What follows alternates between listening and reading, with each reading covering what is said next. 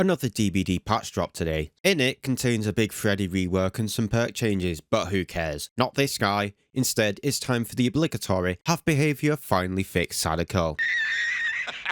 To catch everyone up on where we are at with the bugs, Reiko's watch flat out wasn't working and did not increase invisibility time while demanifested. Her invisibility timer while demanifested finally got brought up to 1.2 seconds, but it only counts how long Sadako's actual model disappears. This is important because she has effects when she goes between being seen and unseen while demanifested, and these effects could still be seen very clearly when her model couldn't, meaning that we lost out on about 0.25 seconds worth of usable invisibility because she can still be seen. So if we bring a 1.2 second timer back, so if we control V, this is 1.2 seconds. This is the moment she becomes visible or becomes completely invisible from her model. We'll go back to 100% and we'll see the timer pop up. So this is the 1.2 seconds timer, and this one is the effective invisibility timer before. We've not moved them from the first person perspective. And if we go here, oh look at that, it's pretty much 1.2 seconds. It's within margin of error. It's 0.003 seconds off 1.2 seconds. So the game considers this invisible. It's quite clearly not invisible because we've still got all this time where she can be seen. Despite what people who don't play Sadako were trying to gaslight us into thinking, yes, losing out on 25% of our invisibility is in fact a big deal. So those are the two main issues. We're going to start with her usable invisibility. This has not changed, as we can see here. We're just going to show this in Sony Vegas because it's the quickest way to do this. So we've done exactly what we did before. I've already pre-cut everything. All we care about is this top track at the moment. Ignore the rest of them. And as we can see, there is no Reiko's watch here. This is just default. And I've already put a timer on. So if we go to the end, we're at 1.2 seconds. The reason we've jumped here is quite simple. This is the moment or the frame before she starts to become visible. I'm going to really zoom in here. I don't know how well this is going to come through on YouTube. But if we go to the next frame, as you can see right here, a little dot is appearing and disappearing. So that's Sadako. So this is the frame that she starts to appear, or her model starts to appear, which means that's when we start the timer. So again, we're just going to zoom out. Timer started, or the end of the timer is here, I should say. So this is 1.2 seconds. So if we go to the start of this timer, Sadako, in theory, should be completely invisible. And if we go there, well, we can quite clearly see that's not the case. We can see scan lines here and all sorts. These are actually part of Sadako, so if we go forward, as we can see, and now she's fully invisible. So these little scan line things we're seeing here, this what it looks like this from a third person. I'll quickly put up a screenshot of it.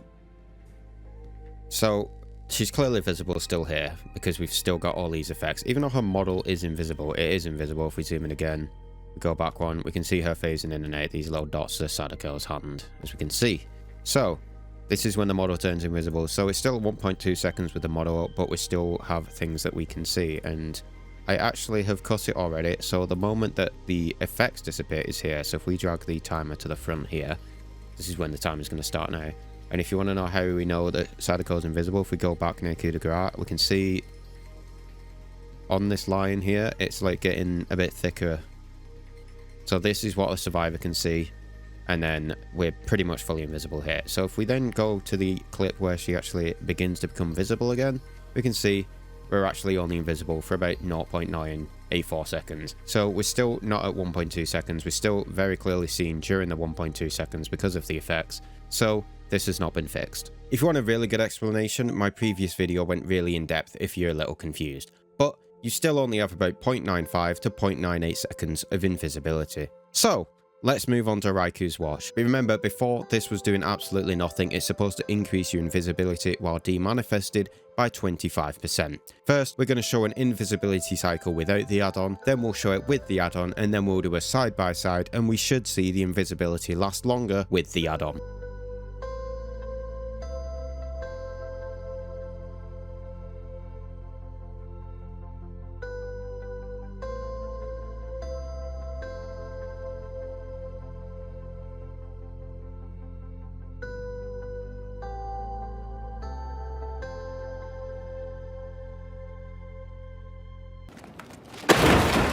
So it's still broken. Or is it? Yes it is. It's quite clearly still broken. With and without it, it's the exact same invisibility time while demanifested. However, I'm going to show you another clip of me with Reiko's watch, and then we'll compare it to the original clip.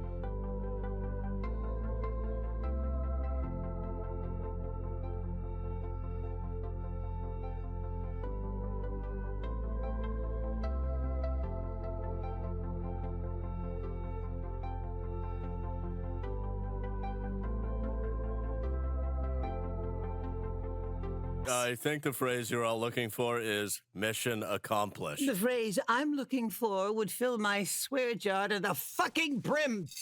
Well, now it's working. What the hell? Why is it working all of a sudden? Well, the reason isn't the skin. I just did that for contrast between the two clips. It's because I teleported. That's it.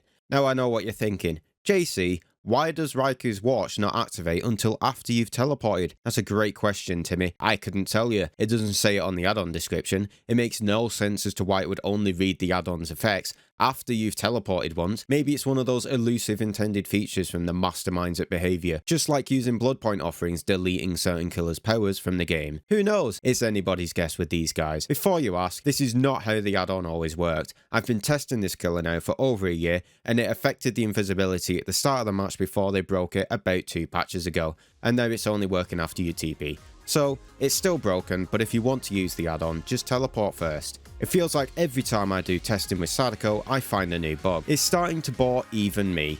Anyway, that's all from me, gamers. I'm gonna go contemplate my life choices of maining a character that's been bugged for over a year. I'll catch you guys in the next one, where surely Behavior will have fixed the issues.